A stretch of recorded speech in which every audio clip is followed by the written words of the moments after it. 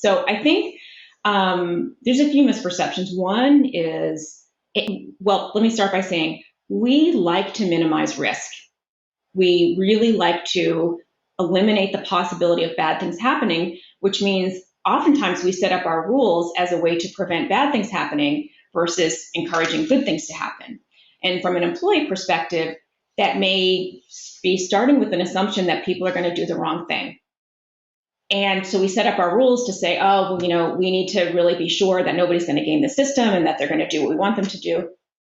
But I think a better place to be is to start with the assumption that we've hired good people, we've hired responsible people, and they are here because they want to do good work.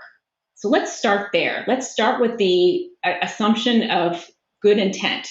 And when you think about it in that way, maybe it's not as big a deal to set up all of these thou shalt nots in your policy that can sort of restrict what your workplace experience could be. So, and I think to me, that's what's behind these mandates, these presence mandates. You have to be here. It's a lack of trust in a lot of ways. And I think that's born out of the wrong assumption.